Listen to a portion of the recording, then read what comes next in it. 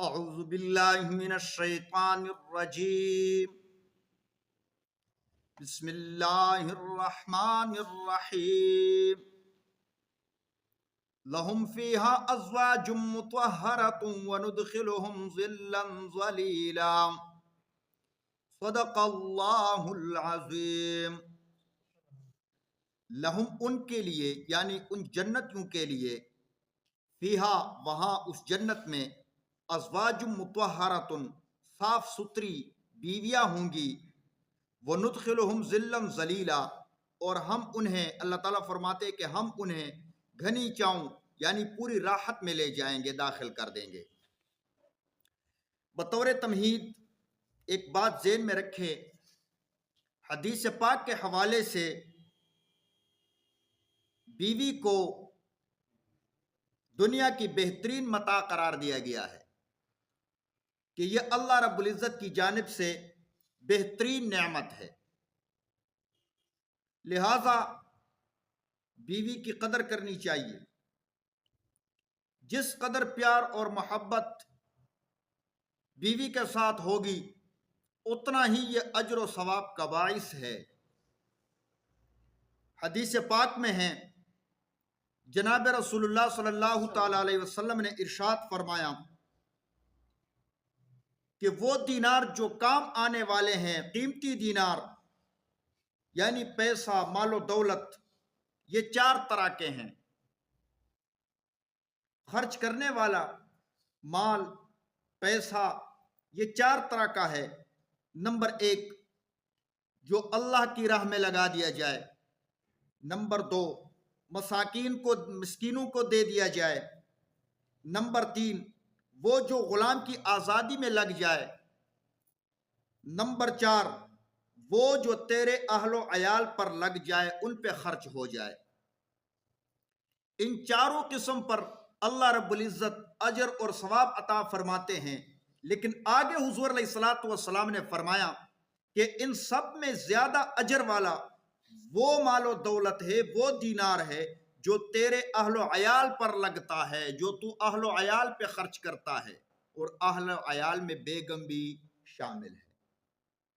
لہٰذا اپنی بیوی پہ خرچ کرنا احادیث کے حوالے سے باعث اجر و ثواب ہے، بہت بڑی نعمت خدا تعالیٰ کی جانب سے۔ یہاں ایک بات ذہن میں رکھو،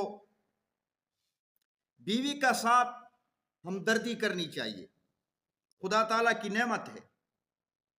بہت سارے لوگ کہتے ہیں نا کہ بیوی کو سر پہ نہ بٹھاؤ، ان کو زیر رکھو، ان کو اتنا سر پہ نہ چڑھاؤ۔ اس طرح کہنا ٹھیک نہیں ہے۔ دیکھو، عورت کو اللہ رب العزت نے مرد کی بائیں پسلی سے پیدا فرمایا ہے، لہٰذا مرد اصل، عورت اس کی فرع۔ یوں کہنا چاہیے، دل کس جانب ہے؟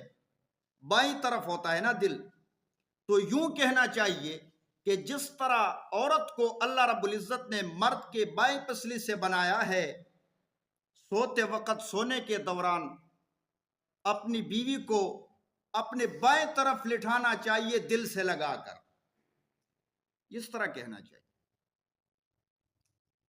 مسئلہ یوں ہے، یہ خدا تعالیٰ کی جانب سے نعمت ہے۔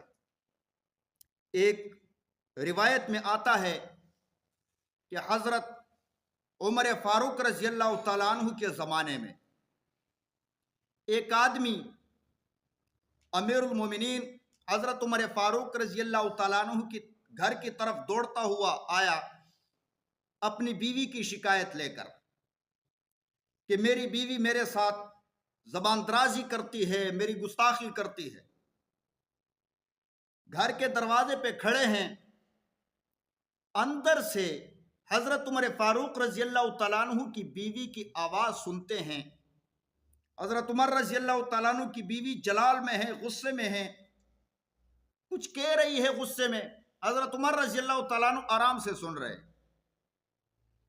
اس آدمی کے دل میں خیال آیا کہ میں تو امیر المومنین کے پاس اپنی بیوی کی شکایت لے کر آیا تھا، یہاں بھی تو معاملہ اس طرح ہے، لہذا واپس چل پڑا۔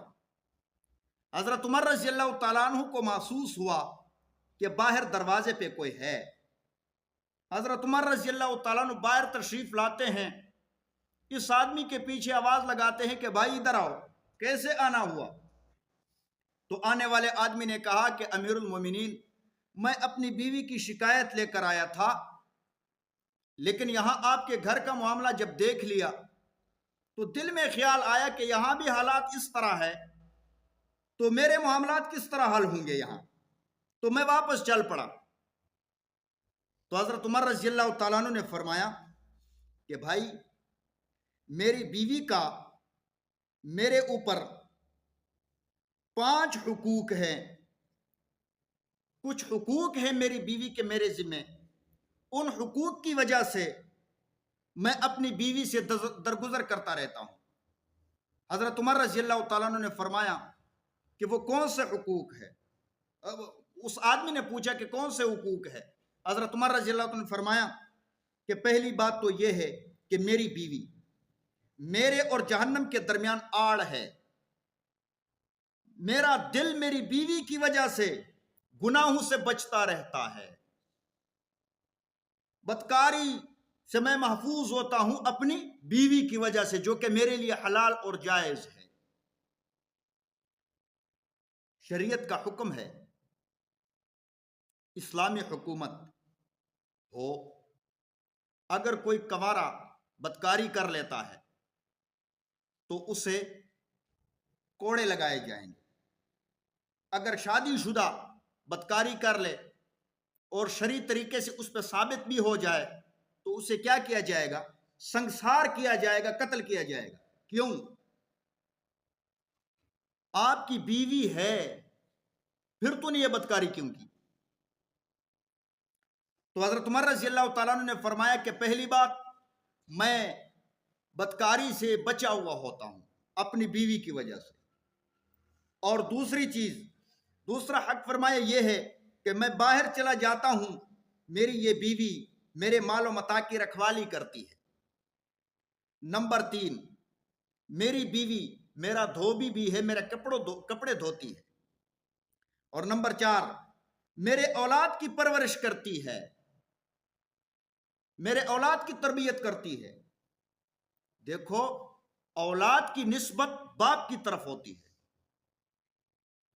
اگر کسی عربی عورت کا پاکستانی اجمی کے ساتھ شادی ہو جائے، مرد اجمی ہو، ان کے اولاد ہو، تو اس اولاد کو عربی شمار کیا جائے گا،